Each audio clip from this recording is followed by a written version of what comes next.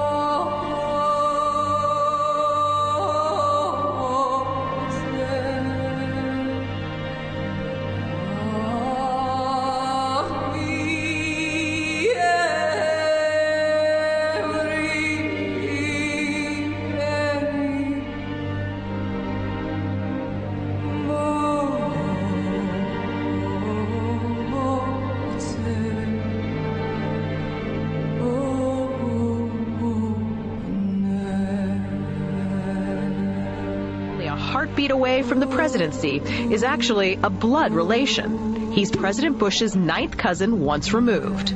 Cheney's cousin Barack Obama is also Bush's 11th cousin. President Lincoln was President Bush's 7th cousin 5 times removed. And Bush shared more than just a ballot with John Kerry. That's right, they're 9th cousins twice removed. Trace the family tree far enough, and you get Madonna, Celine Dion, and Tom Hanks. Christine, you've heard the adage politics makes strange bedfellows. Apparently politics also makes for strange relations. Thanks to the New England Historic Genealogical Society, we now know the presidential candidates are related to a host of famous and historic figures. In this primary campaign. I opposed this war in 2002. But do you know their relatives? Obama is distantly related to 6 presidents: George W. and George H.W. Bush, Gerald Ford, Lyndon Johnson, Harry S. Truman, and James Madison. Obama's family tree also includes Sir Winston Churchill and Civil War General Robert E. Lee. Thank you all. Thank you. She's also related to beatnik author Jack Kerouac and the wife of Prince Charles of England. John McCain's ancestry was more difficult to trace, but it's known he's the 6th cousin of First Lady Laura Bush.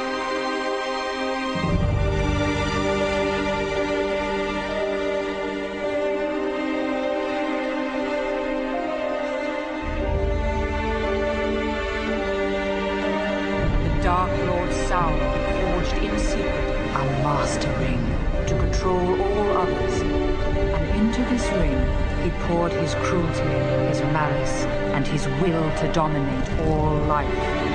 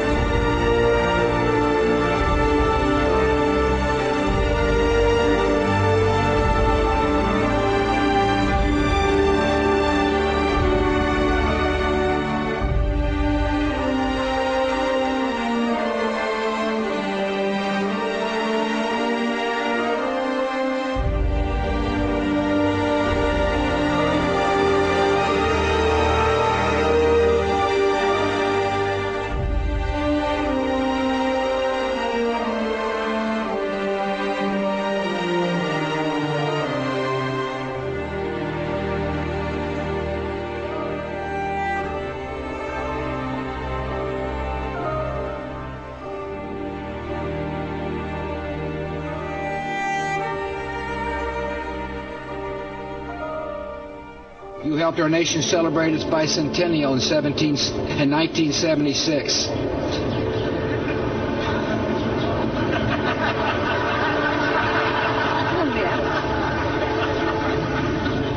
She gave me a look that only a mother could give a child. She gave me a look that only a mother could give a child. Only a mother could give a child. Only a mother could give a child.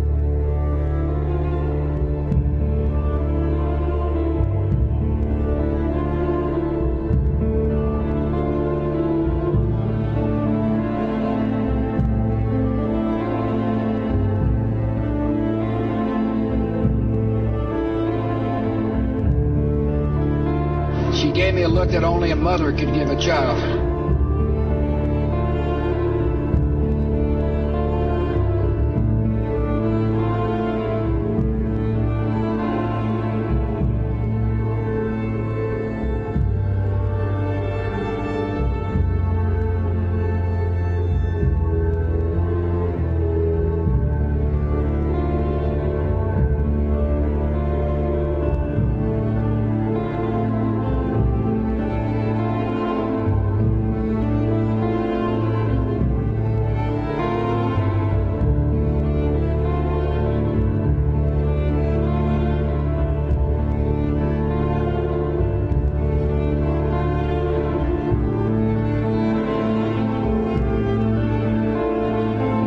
There are a network of interbreeding bloodlines.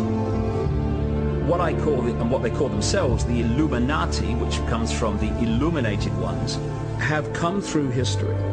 And as people began to reject overt, in-your-face dictatorship, they became the people who ran the system. It's all about genetics to these people. They're like horse breeders.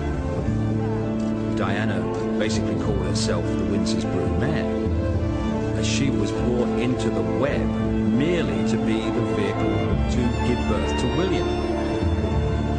You'll look at the Bushes and people like that, and they look like you and me. The key element is what happens beyond the realm that we can see.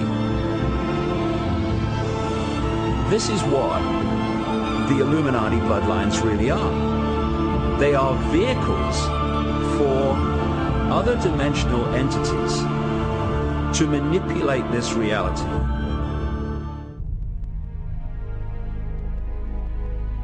To understand it, you have to research so many different subjects and then fit the strands together before you go, wow, so that's what it's all about. So when you look at the story of Diana, it's not just about what's happening now, what happened in 97. It's also going back again to Babylon, places like that. The goddess Diana was an ancient goddess, which was another name for the Babylonian goddess Queen Semiramis, the goddess of the Illuminati. And one of the groups of people that worshipped Diana, the goddess, and did their rituals to her, were called the Merovingians. The Merovingians are one of the, if not the, key bloodline in the whole Illuminati network.